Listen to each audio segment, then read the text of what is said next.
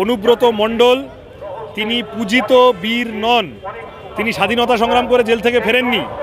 তিনি একটা চুরির কেসে জেলে গিয়েছিলেন। অত ক্ষমতাশালী লোক বিভিন্ন রকম চেষ্টা করে জামিন করতে পারেনি। সময়ের নিয়মে 2 বছর পরে একটা জামিন পেয়েছে। কিছু কিছু তুমি দেখবে রাজপাল যাদব মার্কা ভিলেন হয়। ওই ভূমিকা পালন করছেন যারা, তারা কলতান আর অনুব্রতকে এক করছেন। টলিগঞ্জ ইন্ডাস্ট্রির মানুষরা তারা যেভাবে এবারে পথে নেমেছেন, শুধু তথাকথিত হিরো হিরোইনরা নন, সেলেবরা নন, টেকনিশিয়ানরাও ইনফ্যাক্ট যেভাবে পথে নেমেছেন, এত রক্তচক্ষু উপেক্ষা করে থ্রেট কালচার মানুষ সমর্থন করছেন না। ভয় পাচ্ছিলেন এতদিন, সেই ভয় আস্তে আস্তে ভাঙছে। তুমি আমাকে বলো, তৃণমূলের 144 ধারা কে মানে? তৃণমূল মানে পশ্চিমবঙ্গ পুলিশের, কলকাতা পুলিশের সন্দীপ ঘোষদের ধরার কথা ছিল, সেসব না করে তারা প্রতিবাদীদের ওপর আক্রমণ করেছে। এখনও প্রতিবাদ আটকানোর চেষ্টা করছে। প্রতিবাদীরা কেউ ভয় পাচ্ছে না। এই যে বাংলার জন্য আবাস যোজনা প্রকল্প চালু হবে, এটা ওই ঘাটাল মাস্টার প্ল্যানের মতো একটা ব্যাপার। মমতা ব্যানার্জি অনেক আওয়াজ দিচ্ছেন। ওনার সবচেয়ে বড় ভয় হচ্ছে বিপদ। ওনার যেটা হয়েছে যে সম্ভবত ওনার মুখ্যমন্ত্রিত্বের মেয়াদের মধ্যে গত 12-13 বছরে প্রথমবার বাংলার মানুষ ওনাকে বিশ্বাস করছে না। আবার আজকে কাজল শেখ কি বলেছে শুনেছো? তাহলে ওদের ঘরের মধ্যে কে কোথায় বাঘ ছাগলের খেলায় কে বাঘ সাজবে কে ছাগল সাজবে সেটা ওদের ঠিক করতে দাও। অনুব্রত মণ্ডল তিনি পূজিত বীর নন। তিনি স্বাধীনতা সংগ্রাম করে জেল থেকে ফেরেননি। তিনি একটা চুরির কেসে জেলে গিয়েছিলেন। অত ক্ষমতাশালী লোক বিভিন্ন রকম চেষ্টা করে জামিন করতে পারেনি। সময়ের নিয়মে 2 বছর পরে একটা জামিন পেয়েছে। তার সাথে কলতান দাশগুপ্তকে 3 দিনের মাথায় চক্রান্ত করে ফাঁসানো এবং তার 3-4 দিনের মাথায় বেরিয়ে আসা এক করার কোনো জায়গা নেই। যিনি করছেন, যারা করছেন, অলস মস্তিষ্ক, শয়তানের বাসা। ওই যে একজনের ক্ষেত্রে বললাম কমিক রিলিফ, সিনেমায় তো বিদূষক যেমন লাগে ভিলেনও লাগে। ভিলেন মানে সব অমরিশপুরি হয় না, কিছু কিছু তুমি দেখবে রাজপাল যাদব মার্কা ভিলেন হয়। ওই ভূমিকা পালন করছেন যারা, তারা কলতান আর অনুব্রতকে এক করছেন। দাদা একটা কথা বলছি যে আমরা দেখতে পাচ্ছি থ্রেট কালচার নিয়ে একের পর এক সামনে আসছে। একজন হেয়ার ড্রেসার তিনিও আত্মহত্যা করতে গেছিলেন। কি বলবেন এই থ্রেট কালচার নিয়ে, যেখানে ডাক্তাররাও বারবার বলছেন? এইটা শোনো, পশ্চিমবঙ্গে দুষ্কৃতি, দুর্নীতি, পুলিশ, তৃণমূল, এই যা নেক্সাস তৈরি হয়েছে গত অনেকগুলো বছর ধরে, এই নেক্সাস পশ্চিমবঙ্গের পরতে পরতে সর্বত্র কোনো না কোনোভাবে থ্রেট কালচারের সম্মুখীন আমাদের সবাইকে দাঁড় করিয়েছে। একটা দোকানে গিয়ে বন্ধের দিন তুমি কেন অন্য কোনো বিরোধীরা ধর্মঘট ডাকলে তুমি কেন দোকান বন্ধ করেছো? তুমি যদি ইস্যু সমর্থনও করো তাও তোমায় দোকান খুলতে হবে, তোমায় জোর করে বাসটা চালাতে হবে। তুমি কেন ওদের মিছিলে গেছো? তুমি কেন অমুক পাড়ায় তুমি কেন ভোট দিয়েছো সিপিএমকে? এই সবই তো থ্রেট কালচারের অংশ। তুমি কেন আমাকে টাকা দাওনি, তাই তোমার ছেলেটার চাকরি করিয়ে দেবো না? এই যা যা চলেছে শিক্ষাক্ষেত্র, স্বাস্থ্যক্ষেত্র, সর্বত্র তারই ছাপ গিয়ে টলিউডে পড়েছে। 2 ভাই, বড়ে মিয়া ছোটে মিয়া সুবহান আল্লাহ, 2 ভাই মিলে টলিউড চালান, ঠিক করেছেন। কিন্তু তারা যে শেষমেশ শেষ কথা বলবেন না। টলিগঞ্জ ইন্ডাস্ট্রির মানুষরা তারা যেভাবে এবারে পথে নেমেছেন, শুধু তথাকথিত হিরো হিরোইনরা নন, সেলেবরা নন, টেকনিশিয়ানরাও ইনফ্যাক্ট যেভাবে পথে নেমেছেন, এত রক্তচক্ষু উপেক্ষা করে থ্রেট কালচার মানুষ সমর্থন করছেন না।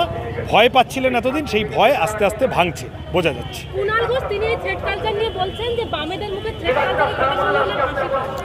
আচ্ছা আমাকে একটা কথা বলো না, বারবার কুণাল ঘোষের কথা জবাব কেন দিতে হবে আমাদের? উনি ক্রিয়া করবেন, আমাকে প্রতিক্রিয়া দিতে হবে কেন? উনি ওনার মতো বলছেন। পৃথিবীতে এরকম কত লোক আছে, কত কি আছে। রাস্তায় তুমি এখানে দাঁড়িয়ে থাকো, ধর্মতলায় 10টা লোক 10 রকম পাগলে কিনা বলে, ছাগলে কিনা খায়, বাংলায় কথা আছে। তা ফলে তো সব উনি বলেছেন, ওনার ইচ্ছে হয়েছে বলেছেন। কুণাল ঘোষ সিপিএম আমলে সিপিএমের নেতাদের কত পিছন পিছন ঘুরতেন সেই সব সবাই জানে। এখন ওনার মনে পড়ছে এইসব। কুণাল ঘোষ নিয়ে আমরা ভাবিত নই। উনি আছেন, উনি ওইসব পেপার চালান, উনি তৃণমূল করেন, তৃণমূলের চুরি ডাকাতিকে জাস্টিফাই করেন। রোজ সন্ধ্যাবেলা তোমাদের সামনে এসে ওগুলো যা করেন।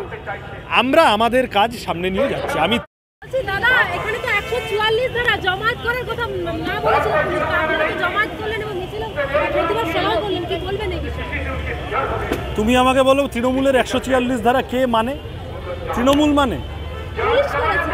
আরে পুলিশ ওসব বলতে পারে, কিন্তু পুলিশের আরজিকর হাসপাতালের ভিতরে গুন্ডামিটা আটকানোর কথা ছিল। পুলিশের, পশ্চিমবঙ্গ পুলিশের, কলকাতা পুলিশের সন্দীপ ঘোষদের ধরার কথা ছিল, সেসব না করে তারা প্রতিবাদীদের ওপর আক্রমণ করেছে। এখনও প্রতিবাদ আটকানোর চেষ্টা করছে। প্রতিবাদীরা কেউ ভয় পাচ্ছে না। এই যে সাধারণ মানুষ, নাগরিক মিছিলগুলো ওরা সব সমন পাঠাচ্ছে আর হেকল করছে, কেউ ভয় পাচ্ছে? আর আমরা তো রাজনৈতিক শক্তি, আমরা তো এসএফআই ডিওয়াইএফআই মহিলা সমিতি প্রথম দিন থেকে প্রথম মুহূর্ত থেকে এই আন্দোলনের সাথে আছি আমরা। তা আমরা খামোখা ভয় পেতে যাবো কেন? পুলিশ বলেছে কিচ্ছু যায় আসে না। জুনিয়র ডাক্তাররা লাগাতার আন্দোলন করলো, তারপর তারা এসেনশিয়াল সার্ভিসে ফিরে গেছে। তাদের যে 7 দফা দাবি ছিল সেই দাবি পূরণ করেনি, যেটা বলেছিল কপিল সিব্বল পর্যন্ত বলেছিল তাদের দাবি পূরণ করা হবে। আজকেও মুখ্য সচিবকে মেল করা হয়েছে, কি বলবেন? জুনিয়র ডাক্তাররা শর্ত সাপেক্ষে কাজে ফেরত গিয়েছিলেন। তারা বলেছিলেন যে একটা স্টিপুলেটেড পিরিয়ড অফ টাইমের মধ্যে যদি আমাদের 5 দফা দাবি সেটা না মানা হয় তাহলে আমরা আবার কর্মবিরতিতে যেতে বাধ্য হব। যে তৃণমূল, যে সরকার গোটাটা ডাক্তারদের ঘাড়ে চাপানোর চেষ্টা করছে এবং বলছে ওরা কাজ করছেন না, ডাক্তাররা কাজ করতে চাইছেন, তারা সদিচ্ছুক বলেই তারা কর্মবিরতি প্রত্যাহার করে কাজে ফিরে গিয়েছিলেন। Now onus is upon the government. Trinamool যদি ন্যূনতম কোনো বন্দোবস্ত না করে, আমাদেরও তো প্রশ্ন এইটা, বিনীত গোয়েল অপসারণ হলেন না কেন? কি এমন ইগো যে তাকে অন্য কোথাও রিহ্যাবিলিটেট করতে হলো, পুনর্বাসন দিতে হলো? এই সব অফিসাররা বা আরও যাদের আছে, তাহলে এগুলো নিয়ে ডাক্তাররা আন্দোলন না করে ডাক্তাররা কাজে ফিরতে ইচ্ছুক, সরকার যদি বাধ্য করে আন্দোলন করতে, তাহলে ডাক্তাররা তাদের পথ বেছে নেবেন, তারা যে সিদ্ধান্ত নেবেন আমরা সাথে আছি।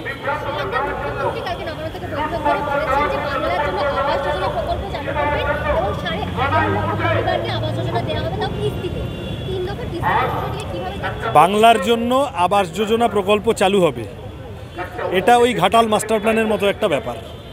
এটা তোমাকে বুঝে নিতে হবে যে পশ্চিমবঙ্গ সরকার সে মাইনে দিতে পারছে না, সে চাকরি দিচ্ছে না, টাকা আছে সেই টাকা মদ মাংসের পিছনে খরচা করতে ব্যস্ত, সে নাকি ঘর বানানোর জন্য বেশি করে টাকা দেবে। এটা আরেকটা স্ক্যাম হবে, যেরকম স্টুডেন্ট ক্রেডিট কার্ডটা স্ক্যাম হয়েছে এখন বোঝা যাচ্ছে। এখন যেরকম অনেক জায়গায় স্বাস্থ্যসাথীটা আর চলছে না, প্রথমে যা বিজ্ঞাপন হওয়ার হয়ে গেছে, কিন্তু পরে বভ্যারম্ভে লঘুক্রিয়া, পর্বতের মুশিক প্রসব, এই প্রকল্পটিও বড় বড় কথার আড়ালে শেষমেশ গিয়ে এইসবই হবে। আমার ধারণা এইসব বলে উনি জনরোষ সেটাকে স্তীমিত করতে চাইছেন, কিন্তু মুখ্যমন্ত্রীর এত কিছু করার তো দরকারই পড়তো না। দিল্লির আবাস যোজনার টাকা যদি ওনার লোকেরা মেরে না দিত, ঘরের টাকা মেরে না দিলে মুখ্যমন্ত্রীর তো আর নতুন করে আমাদের রাজ্য বলে ঘোষণা করার ব্যাপার ছিল না। দিল্লির টাকাই এখানকার লোকেরা মেরে দিচ্ছে, আবার করবেন, আবার সরকারি টাকা মারবে লোকে। আমার মনে হয় এটা ফাউ ঘোষণা, এর খুব মানে হবে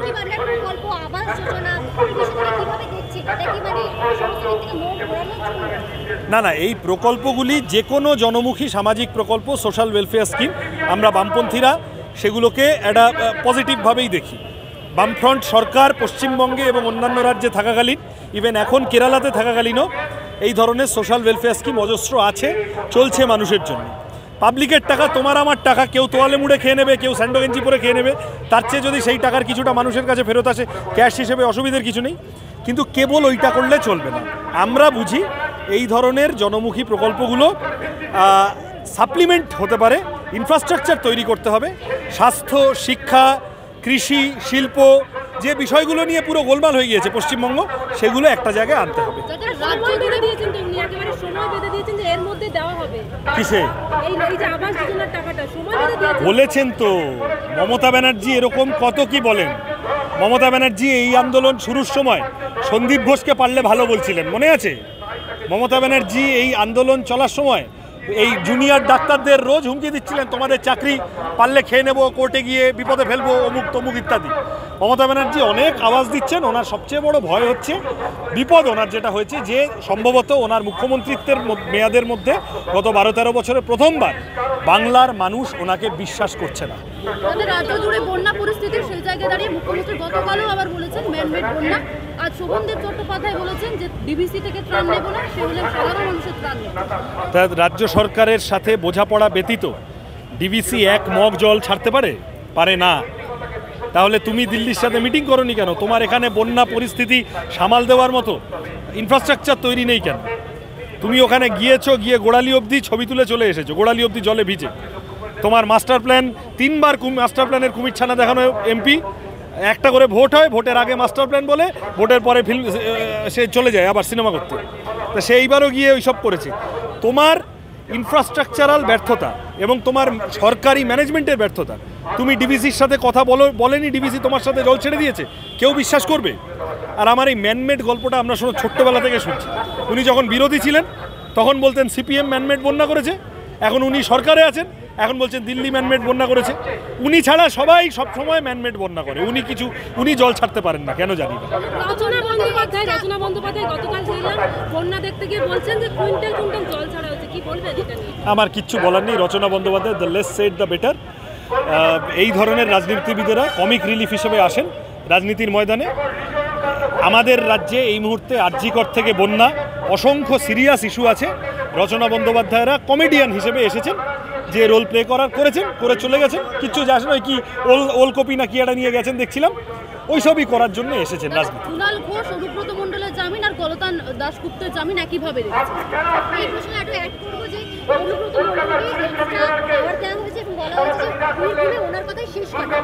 গত পরশু দিন থেকে সেই উৎসব দেখা যাচ্ছে, এমনকি উনি কর্মসূচিও ঘোষণা করা হচ্ছিল। আবার আজকে কাজল শেখ কি বলেছে শুনেছো? তাহলে ওদের ঘরের মধ্যে কে কোথায় বাঘ ছাগলের খেলায় কে বাঘ সাজবে কে ছাগল সাজবে সেটা ওদের ঠিক করতে দাও। অনুব্রত মণ্ডল তিনি পূজিত বীর নন, তিনি স্বাধীনতা সংগ্রাম করে জেল থেকে ফেরেননি। বাংলা হান্টের আরও খবর দেখতে নজর রাখুন। বাংলা খবর মানেই বাংলা হান্ট।